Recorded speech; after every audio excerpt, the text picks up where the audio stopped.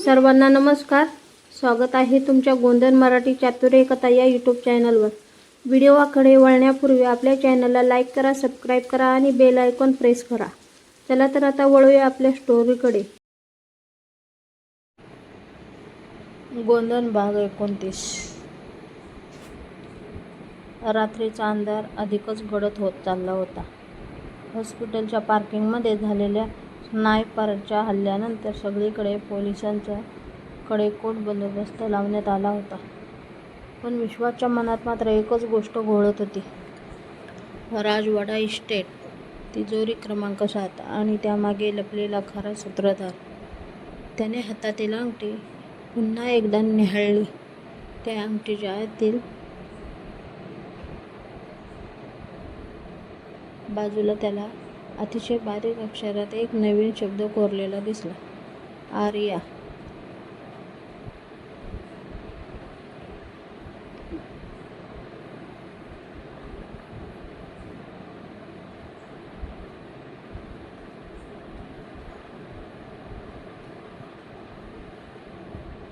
विश्वास काही क्षण स्तब्धच झाला. त्याने वृद्धाकडे पाहत विचारलं, ही आर्या कोण आहे? बाबांनी कधी तिच्याबद्दल सांगितलं नव्हतं.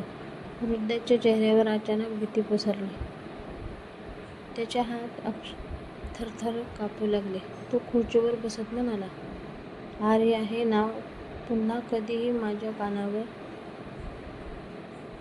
येणार नाही असं वाटलं होतं, पण नियतीला काही वेगळंच मान्य आहे. दामोदर आणि गोनू त्याच्याकडे आश्चर्याने पाहू लागले.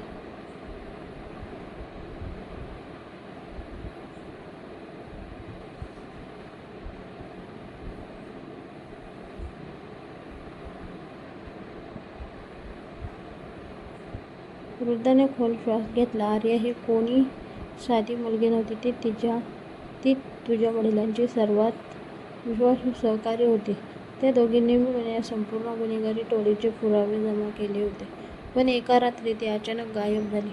सर्वांना वाटलं ती मेली, पण तिचा मृतदेह कधीच सापडला नाही.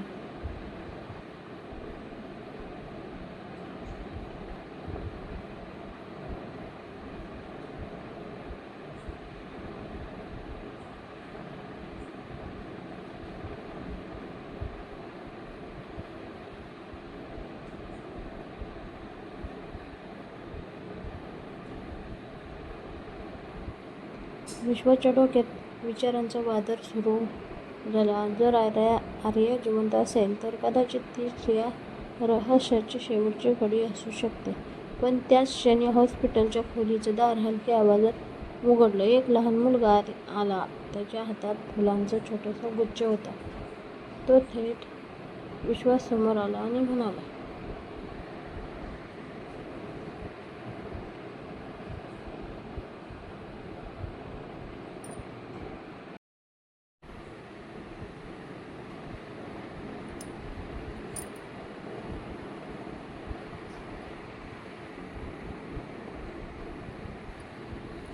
एका बाईने हे तुम्हाला द्यायला सांगितलं आहे. एवढं बोलून तो मुलगा पळतच बाहेर निघून गेला.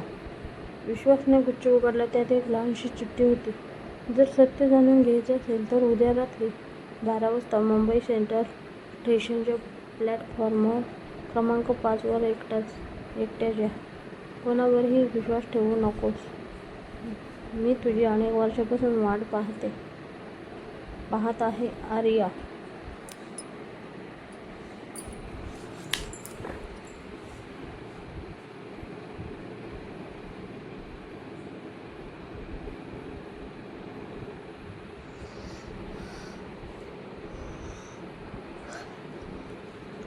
हे वाचताच विश्वाच्या अंगावर काटा आला. त्याने ती चिठ्ठी घट्ट पकडली. पुष्पाने त्याच्या चेहऱ्याकडे पाहत विचारलं, काय झालं? विश्वासने काही क्षण शांत राहून ती चिठ्ठी तिच्या हातातच दिली. चिठ्ठी वाचताच पुष्पाच्या डोळ्यात काळजी दाटून आली. हा सापळाही असू शकतो. विश्वास खिडकीबाहेर पाहत म्हणाला,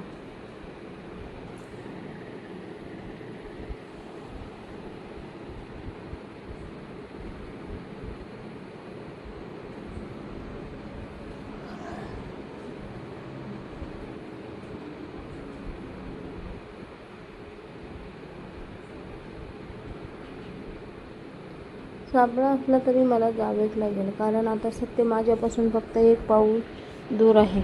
पण त्याच क्षणी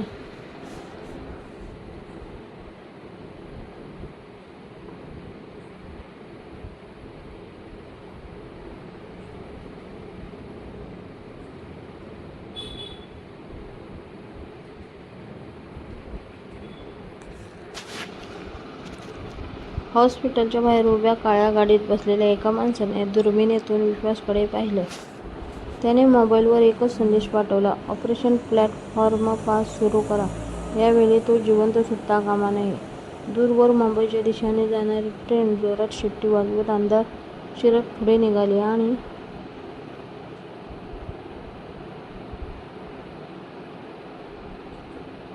विश्वाच्या आयुष्यातील सर्वात धोकादायक प्रवास सुरू होणार होता.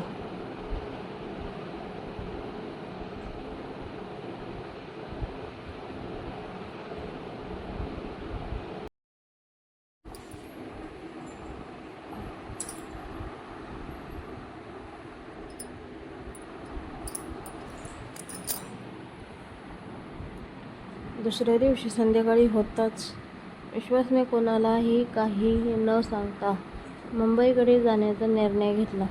पण तो हॉस्पिटलमधून बाहेर पडणार इतक्यात पुष्पा त्याच्या समोर येऊन उभी राहिली. तिच्या चेहऱ्यावर काळजी स्पष्ट दिसत होती, पण डोळ्यात भीती नव्हती.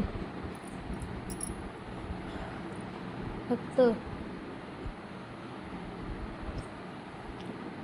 विश्वासबद्दलचे निस्सम प्रेम होतं. ते त्याच्या अगदी जवळ आले, काही क्षण त्याच्या डोळ्यात पाहत राहिले, मग हळू आवाजात म्हणाले, विश्वास.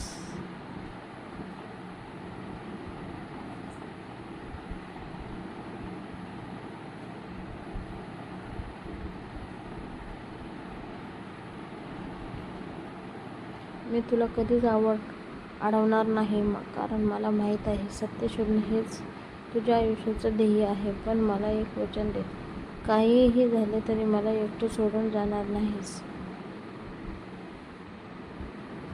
मी तुझी वाट पाहू शकते, पण तुझ्याशिवाय जगू शकत नाही. तिच्या डोळ्यातून अश्रू वाहू लागले. विश्वासने तिचे दोन्ही हात आपल्या हातात घेऊन तिच्या कपाळावर हलकंसं चुंबन घेत म्हणाला, मी परत येईन, कारण माझं आयुष्य आता फक्त माझं राहिलेलं नाही.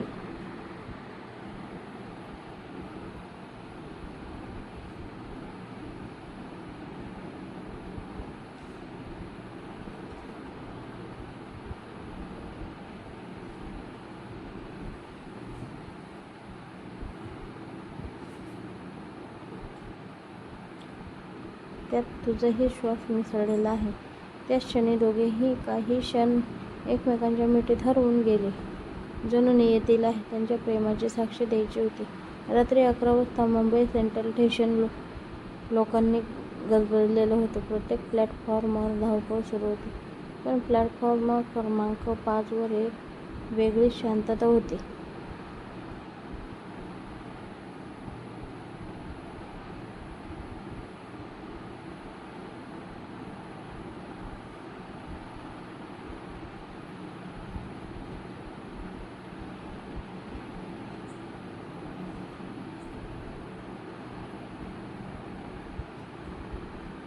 विश्वास सावधपणे पुढे चालत होता. त्याच्या नजरा प्रत्येक माणसावर फिरत होत्या. अचानक त्याला प्लॅटफॉर्मच्या टोकाला पांढरी शाल घेतलेली एक स्त्री दिसली. तिचा चेहरा अंधारामुळे स्पष्ट दिसत नव्हता. ती शांतपणे हाताने त्याला जवळ येण्याचा इशारा करत होती. विश्वास हळूहळू तिच्याकडे गेला. ती स्त्री मंद आवाजात म्हणाली, तू अगदी तुझ्या वडिलांसारखाच दिसतोस. हे शब्द ऐकून विश्वासच्या अंगावर काटा आला. त्याने थरथरत्या आवाजात विचारले, तुम्ही आर्या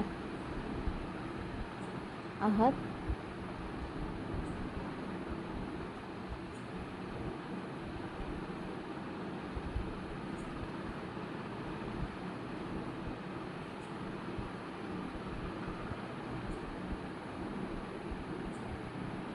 त्या स्त्रीने हलकेच मान हलवली. तिच्या डोळ्यात अनेक वर्षांचं दुःख आणि अपूर्ण लढाईची वेदना दिसत होती. आर्या काही बोलणार इतक्यात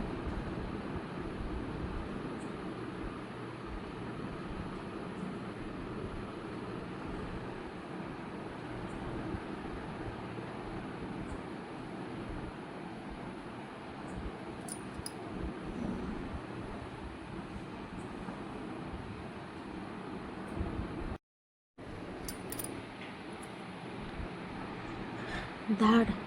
गोळीचा आवाज संपूर्ण स्टेशनवर घुमला. विश्वासने क्षणाचाही विलंब न करता आर्याला खाली ओढलं. गोळी त्यांच्या मागच्या लोखंडी खांबावर आदळली.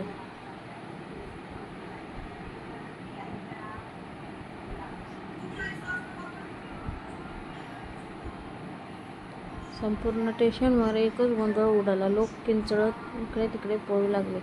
त्याच क्षणी काळ्या कपड्यातील 4 मुखवटाधारी माणसं गर्दीतून बाहेर आली.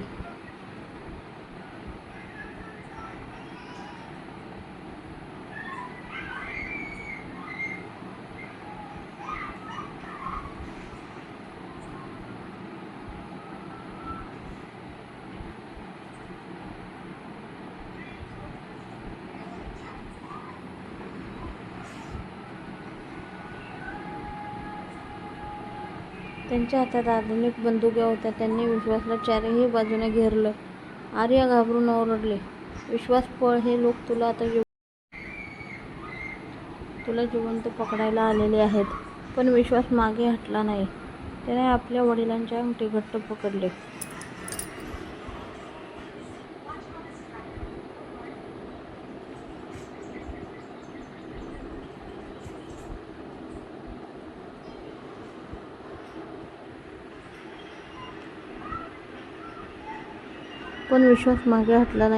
त्याने आपल्या वडिलांची अंगठी घट्ट पकडली आणि त्या 4ही माणसांकडे रोखून पाहत म्हणाला, आजपर्यंत मी सत्य शोधत होतो, पण आज मी तुमच्या प्रत्येक गुन्ह्याचा हिशोब घेणार.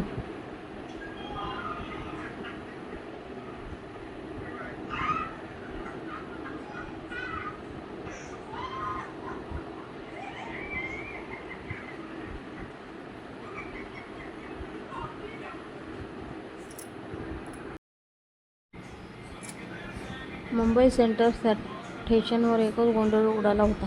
गोळीबाराचा आवाज ऐकताच प्रवासी जीव वाचवण्यासाठी इकडे तिकडे पळू लागले. प्लॅटफॉर्मवर पडलेल्या बॅगवर रडणारी लहान मुलं, मदतीसाठी ओरडणारे लोक आणि त्या गोंधळात विश्वास आर्याला आपल्या मागे घेत सावधपणे पुढे सरकत होता. 4ही मुखवटाधारी माणसं त्यांच्याकडे बंदुका रोखून हळूहळू जवळ येत होते. त्यांच्या चेहऱ्यावर कोणतीही भावना नव्हती. जणू ते फक्त आदेश पाळण्यासाठी आले होते. आर्याला श्वास वेगाने चालू होता.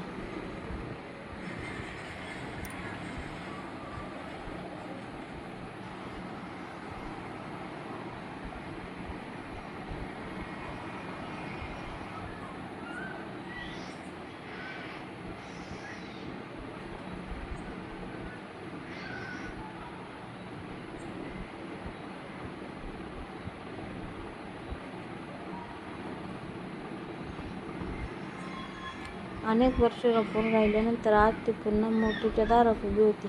ती विश्वाच्या कानात कुजबुजली, हे लोक भाडुकरी मारेकरी आहेत.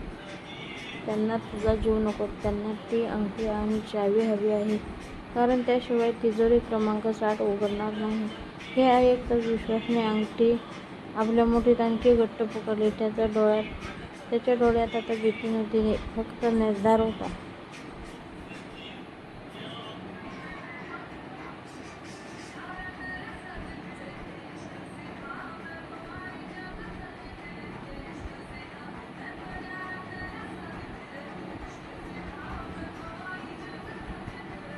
तेवढ्यात पहिला मुखवटाधारी माणूस जोरात पुढे झेपावला. विश्वासने त्याचा हात बाजूला ढकलत त्याला खाली पडले. दुसरा माणूस मागून धावत आला. प्लॅटफॉर्मवर ठेवलेल्या लोखंडी ट्रॉलीचा आधार घेत विश्वासने स्वतःचा बचाव केला. काही क्षणात तिथे धावपळ सुरू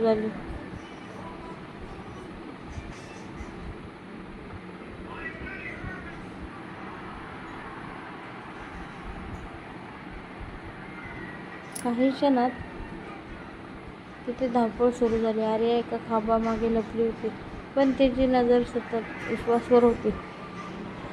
तिला तिच्या वडिलांची आठवण येत होती. अगदी असाच लढा त्यांनी अनेक वर्षांपूर्वी दिला होता, पण त्यावेळी ते एकटे पडले होते. आज मात्र इतिहास पुन्हा घडत होता. फरक इतकाच की यावेळी सत्यासाठी लढणारा माणूस त्याचा मुलगा होता आणि नियती त्याची प्रत्येक पावलावर परीक्षा घेत होती. अचानक स्टेशनवरील सर्व दिवे काही क्षणासाठी बंद झाले. संपूर्ण प्लॅटफॉर्म काळोखात बुडाला.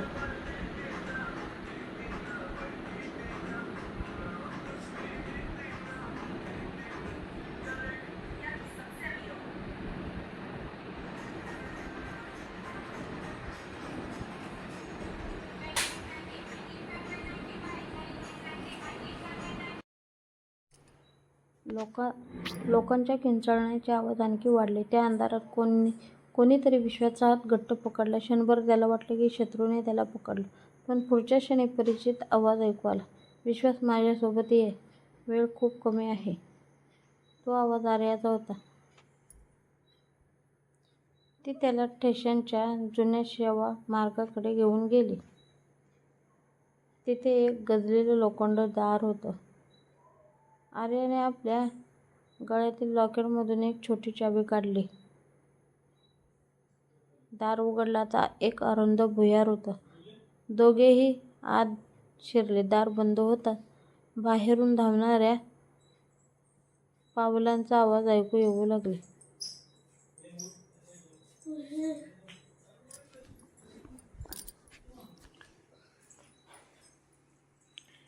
शत्रू अगदी त्यांच्या मागावर होता.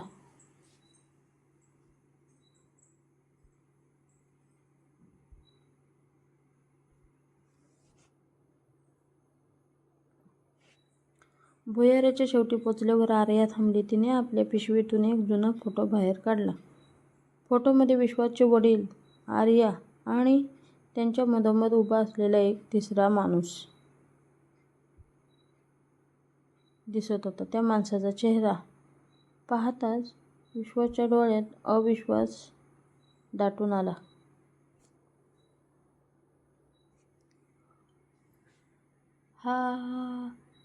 हा तर विश्वासच्या तोंडून शब्दच फुटेना. कारण त्या फोटोमध्ये उभा असलेला तिसरा माणूस